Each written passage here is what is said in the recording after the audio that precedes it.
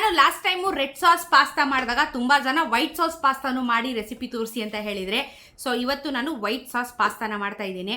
ಹೆಂಗಿರುತ್ತೆ, ಏನೇನು ಹಾಕ್ತೀನಿ, ಹೆಂಗೆ ಮಾಡ್ತೀನಿ ಎಲ್ಲನೂ ತೋರಿಸ್ತೀನಿ. ತುಂಬ ಜನ ಆ್ಯಕ್ಚುಲಿ ವೈಟ್ ಸಾಸ್ ಪಾಸ್ತಾಗೆ ಮೈದಾ ಬಳಕೆ ಮಾಡ್ತಾರೆ, ಅದೊಂದು ಒಂದು ಥಿಕ್ನೆಸ್ ಬರೋದಕ್ಕೆ ಮೈದಾನ ಯೂಸ್ ಮಾಡ್ತಾರೆ. ಬಟ್ ನಾನು ಮೈದಾ ಯೂಸ್ ಮಾಡ್ತಾ ಇಲ್ಲ. ನನ್ನದೇ ಆಗಿರುವಂಥ ಸ್ಟೈಲಲ್ಲಿ ನಾನಿವತ್ತು ವೈಟ್ ಸಾಸ್ ಪಾಸ್ತಾನ ಮಾಡಿ ತೋರಿಸ್ತೀನಿ. ಆ್ಯಂಡ್ ನಾನು ಬಳಕೆ ಮಾಡ್ತಾ ಇರೋದು ಏನು ಗೋಧಿ ಪಾಸ್ತಾ. ಸೊ ಮೈದಾ ಪಾಸ್ತಾ ಅಲ್ಲ, ಗೋಧಿ ಪಾಸ್ತಾ ಅಲ್ಲ ನಾನು ಮಾಡ್ತಾ ಇರೋದು. ಮಾಡಿ ತೋರಿಸ್ತೀನಿ. ಈಸಿಯಾಗಿರುತ್ತೆ ಆ್ಯಂಡ್ ವೆರಿ ಹೆಲ್ದಿ ಕೂಡ. ಸೊ ಅವಾಗಾದ್ರೂ ಕ್ರೇವಿಂಗ್ಸ್ ಆದಾಗ ಪಾಸ್ತಾ ತಿನ್ನಬೇಕು ಅಂತ ಈ ಥರ ವೈಟ್ ಸಾಸ್ ಪಾಸ್ತಾನ ಟ್ರೈ ಮಾಡ್ಕೊಂಡು ತಿನ್ನಿ, ಸಖತ್ತಾಗಿರುತ್ತೆ. ಇದು one of my personal favourite.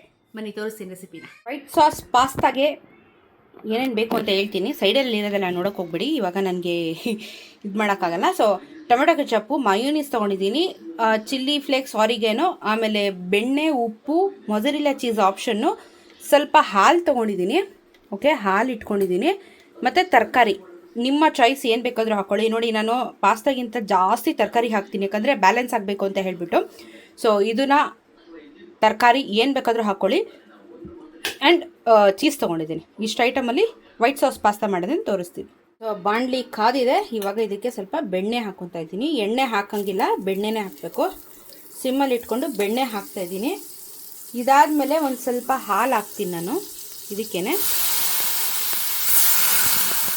Okay, ಬೆಣ್ಣೆ ಜೊತೆಗೆ ಹಾಲು ಸಿಮ್ಮಲ್ಲಿ ಇಟ್ಕೋಬೇಕು, ಇಲ್ಲಾಂದರೆ ತಲೆ ಹಿಡ್ಕೊಬಿಡ್ತದೆ. ಸೊ ಇದಾಗ್ತಾ ಇದ್ದಂಗೆ ನಾವು ಒಂದು ಸ್ಲೇಸ್ ಚೀಸ್ ಹಾಕ್ತಾಯಿದ್ದೀನಿ. ಇದು ಬ್ರಿಟಾನಿಯಾ ಚೀಸ್, ನಿಮಗೆ ಅದು ಬೇಕು ಅದನ್ನು ಹಾಕ್ಕೊಳ್ಳಿ. ಓಕೆ, ಚೀಸ್ ಹಾಕಿದ್ದೀನಿ. ಸೊ ಅದು ಪೂರ್ತಿ ಹಾಲಲ್ಲಿ ಕರಗಬೇಕು, ಇದು ಪೂರ್ತಿ ಕರಗಬೇಕು.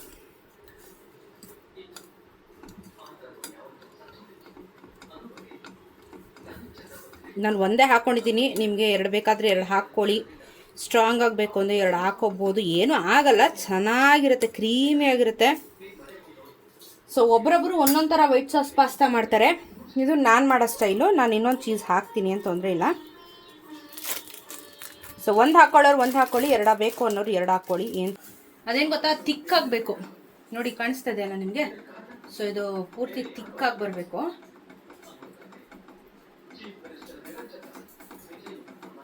ಆ್ಯಕ್ಚುಲಿ ವೈಟ್ ಸಾಸ್ ಪಾಸ್ತಾಗೆ ಮೈದಾ ಹಾಕ್ತಾರೆ.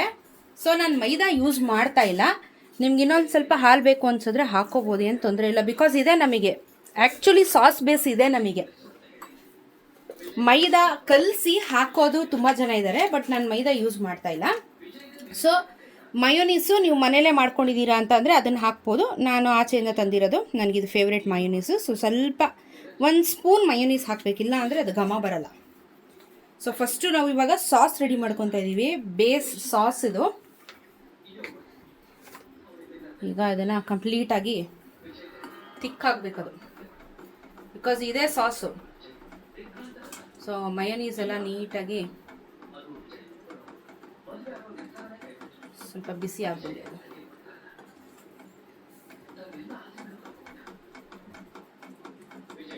ಓಕೆ, ನೋಡಿ ಗಟ್ಟಿಯಾಗಿ ಹೋಗುತ್ತಿದ್ದು. ಇನ್ನೊಂದು 2 ನಿಮಿಷಕ್ಕೆ ಗಟ್ಟಿಯಾಗಿ ಬಿಡುತ್ತಿದ್ದು, ಪೂರ್ತಿ ಗಟ್ಟಿಯಾಗುತ್ತೆ. ಇದಾಗ್ತಾ ಇದ್ದಂಗೆ ನಾನು ಇವಾಗ ಏನು ಮಾಡ್ತೀನಿ, ಸ್ವಲ್ಪ ಇದಕ್ಕೇನೆ ನಾನು ಆರಿಗೇನೋ ಹಾಕ್ಬಿಡ್ತೀನಿ. ಇದಕ್ಕೇನೆ ನಾನು ಆರಿಗೇನೋ ಮಿಕ್ಸ್ ಮಾಡ್ತೀನಿ, ಯಾಕಂದರೆ ಅದು ಬೇಸ್ ಫ್ಲೇವರ್ ಮಸ್ತಾಗಿ ಹಿಡಿಯುತ್ತೆ.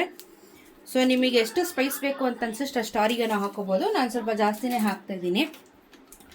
ಮತ್ತು ಚಿಲ್ಲಿ ಫ್ಲೇಕ್ಸ್, ಇದು ಖಾರ ಕಮ್ಮಿ ಇರುತ್ತೆ. ಸೊ ಹಾಗಾಗಿ ಅಂದರೆ ಇದನ್ನು ಚೀಸ್ ಹಾಕಿರೋ ಬೇಸ್ಗೆ ಖಾರ ಇರೋದಿಲ್ಲ. ಸೊ ಚಿಲ್ಲಿ ಫ್ಲೇಕ್ಸು ಆರಿಗೇನೋ ಎರಡು ಸ್ವಲ್ಪ ಜಾಸ್ತಿ ಇದ್ದರೆ ಮುಂದೆ ಚೆನ್ನಾಗಾಗುತ್ತೆ ಅಂತ ನಾನು ಎಕ್ಸ್ಟ್ರಾ ಹಾಕಿದ್ದೀನಿ. ಸೊ ಅದೆಲ್ಲ ಒಂದು ಸ್ವಲ್ಪ ಮ್ಯಾರಿನೇಟ್ ಆಗಲಿ. ಪೆಪ್ಪರ್ ಪುಡಿ ಹಾಕೋತಾ ಇದ್ದೀನಿ, ಒಂದು ಚೂರು ಪೆಪ್ಪರ್ ಪುಡಿ. ಈಗ ಈ ಕನ್ಸಿಸ್ಟೆನ್ಸಿ ನೀವು ನೋಡ್ಬೋದು. ಸೊ ಕಂಪ್ಲೀಟಾಗಿ ಎಲ್ಲ ಮಿಕ್ಸ್ಚರ್ ಆಗಿದೆ.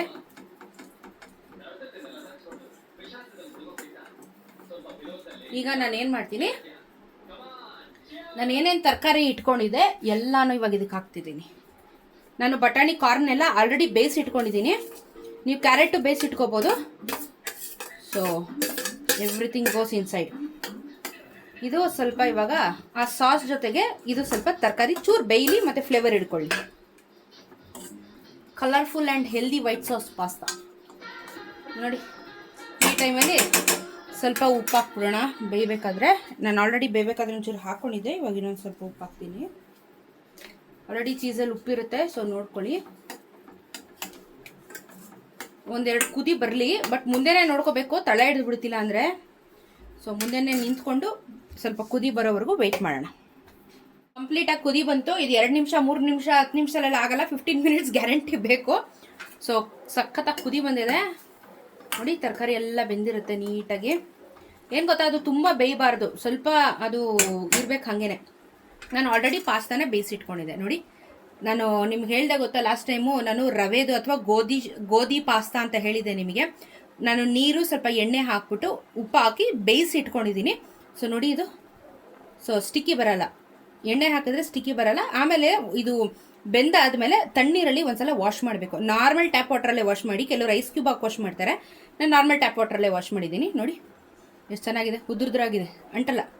ಸೊ ಇವಾಗ ಇದು ರೆಡಿ ಆಯ್ತಲ್ಲ, ಈಗ ನಾನು ಇದಕ್ಕೆ ಪೂರ್ತಿ ನಾನು ಬೇಯಿಸ್ಕೊಂಡಿದ್ದ ಪಾಸ್ತಾನ ಹಾಕ್ಬಿಡ್ತಾ ಇದ್ದೀನಿ. ಸೊ ಸಿಮ್ಮಲ್ಲಿ ಇಟ್ಕೊಂಡು ಈಗ ಇದ್ರ ಜೊತೆಗೆ ಕಲ್ಸ್ಕೊಂಬೇಡ.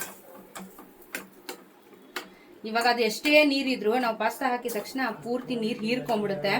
ಇದು ಬೇಸಿಕಲಿ ಹೆಂಗೆ ಅಂತ ಅಂದರೆ, ಪಾಸ್ತಾ ಸುಮ್ಮನೆ ಮೇಲೆ ಒಗ್ಗರಣೆ ಹಾಕಿದಂಗೆ ಅಷ್ಟೇ, ಬೇಸೇ ಇಂಪಾರ್ಟೆಂಟ್ ಇದ್ರದು. ಸೊ ಸುಮ್ಮನೆ ನಾವು ಮೇಲೆ ಒಗ್ಗರಣೆಗೆ ಹಾಕಿರೋ ಥರ ಪಾಸ್ತಾನ ಮೇಲ್ಗಡೆ ಹಾಕಿ 1-2 ನಿಮಿಷ ಅದ್ರ ಜೊತೆಗೆ ಇರಲಿ. ಈಗ ನೀವು ಉಪ್ಪು ಬೇಕಾ, ಖಾರ ಬೇಕಾ, ನಿಮಗೇನು ಬೇಕು ಅದನ್ನು ಹಾಕ್ಕೋಬೋದು. ನಾನು ಒಂಚೂರು ಉಪ್ಪು ಹಾಕಿದ್ದೀನಿ, ಬಿಕಾಸ್ ನಾನು ಅವೆಲ್ಲ ಟೇಸ್ಟ್ ಮಾಡಿದೆ, ಸ್ವಲ್ಪ ಉಪ್ಪು ಕಮ್ಮಿ ಇತ್ತು. ಸೊ ಒಂದು ಸ್ವಲ್ಪ ಉಪ್ಪು ಹಾಕ್ಕೊಂಡಿದ್ದೀನಿ. ಕ್ರೀಮಿ ಬೇಕು, ತುಂಬ ಕ್ರೀಮಿ ಬೇಕು ಅಂದರೆ ಇನ್ನೊಂದು ಸ್ವಲ್ಪ ನೀರು ಹಾಕ್ಕೊಂಡು, ಇಲ್ಲ ಹಾಲು ಹಾಕ್ಕೊಂಡು ಇನ್ನೊಂದು ಸ್ವಲ್ಪ ಕ್ರೀಮಿ ಮಾಡ್ಕೋಬೋದು. ಇಲ್ಲ ನನಗೆ ಈ ಕನ್ಸಿಸ್ಟೆನ್ಸಿನೇ ಸಾಕು ನೋಡಿ. ಈ ಕನ್ಸಿಸ್ಟೆನ್ಸಿ ಸ್ವಲ್ಪ ಕ್ರೀಮಿ ಇದೆ, ಸ್ವಲ್ಪ ಇದಿದೆ. ಈ ಕನ್ಸಿಸ್ಟೆನ್ಸಿನೇ ಸಾಕು ನನಗೆ ಅಂತಂದರೆ ಇಷ್ಟೇ ಸಾಕು. ಇಲ್ಲ ನಂಗೆ ಇನ್ನೊಂದು ಸ್ವಲ್ಪ ಕ್ರೀಮಿ ಬೇಕು ಅಂದರೆ ಬೆಟರ್ ನೀವು ಹಾಲು ಹಾಕ್ಕೊಳ್ಳಿ, ನೀರಿಗಿಂತ ಸ್ವಲ್ಪ ಹಾಲು ಹಾಕ್ಕೊಳ್ಳಿ, ಅವಾಗ ಇನ್ನೊಂದು ಸ್ವಲ್ಪ ಚೆನ್ನಾಗಾಗುತ್ತೆ. So our white sauce pasta is now ready. ಬನ್ನಿ ಇವಾಗ ಬ್ಯಾಟಿಂಗ್ ಮಾಡೋಣ. ವೈಟ್ ಸಾಸ್ ಪಾಸ್ತಾ ನಿಮಗೆ ಸ್ವಲ್ಪನೇ ಕೊಟ್ಟಿದ್ದೀನಿ ನಾನು. ನೋಡೋಕೆ ಚೆನ್ನಾಗಿದೆ, ಲೈಟಾಗಿ ತಂಪಾಗಿದೆ ಕಲರು. ಮೊನ್ನೆ ರೆಡ್ ಸಾಸ್ ತಿಂದೆ, ಇವತ್ತು ವೈಟ್ ಸಾಸ್. ಹೌದು, ಒದಿದ್ದೀನಿ ಕ್ಯಾಮ್ರಾ ಆಡಿಸಿದ್ರೆ.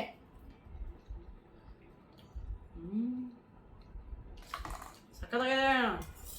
ಏನು ಅಡುಗೆ ಕಲ್ತ್ಕೊಂಬಂತದೆ ಇಚ್ಚಿಚ್ಗೆ, ಏನೋ ಒಂದು ಮಾಡಬೇಕಲ್ಲ. ಬೊಂಬಾಟಾಗಿದೆ, ಸೂಪರ್. ಹಾಲಲ್ಲೇ ಮಾಡಿರೋದು ಅದು.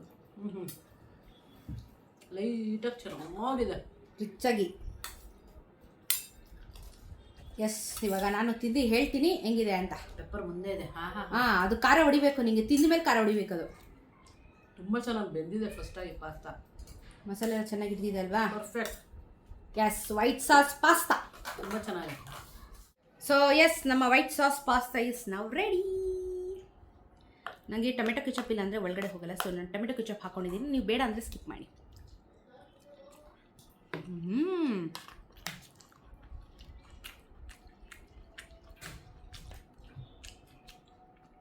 ನೋಡೋದಕ್ಕೆ ಸ್ವಲ್ಪ ರಿಚ್ ಅನ್ಸುತ್ತೆ, ಅಂದರೆ ಪ್ರೊಸೀಜರ್ ತೋರಿಸಿ ಸ್ವಲ್ಪ ರಿಚ್ ಅನ್ಸುತ್ತೆ, ತಿಂದರೆ ತುಂಬ ಲೈಟ್ ಆಗಿದೆ. ನಿಮಗೆ ಚೀಸ್ ಬೇಡ ಅಂದರೆ ನೀವು ಅಲ್ಲಿ ಮೈದಾನ ರಿಪ್ಲೇಸ್ ಮಾಡ್ಬೋದು. ಹಾಲಿಗೆ ಮೈದಾ ಹಿಟ್ಟನ್ನ ಕಲಿಸಿದ್ರೆ ಗಟ್ಟಿ ಆಗುತ್ತೆ. ಅದೊಂದು ಪಾರ್ಟ್ನ ನೀವು ಬೇಕಾದರೆ ಬದಲು ಮಾಡ್ಕೋಬೋದು. ಇಲ್ಲ ಚೀಸ್ ತಿಂದರೆ ಒಳ್ಳೆಯದು. ತುಪ್ಪ ಹೆಂಗೆ ತಿಂದರೆ ಒಳ್ಳೆಯದು, ಅದೇ ಥರ ಚೀಸ್ ತಿಂದ್ರೂ ಒಳ್ಳೆಯದು. ದಿನ ಇರೋ ತಿನ್ನಲ್ವಲ್ಲ ಚೀಸ್ನ, ವಾರಕ್ಕೆ 2 ಸಲ 3 ಸತಿ ವೆರಿ ಗುಡ್ ಪ್ರೋಟೀನ್ ಇರುತ್ತೆ. ಸೊ ಚೀಸ್ ತಿಂದರೆ ಒಳ್ಳೆಯದು.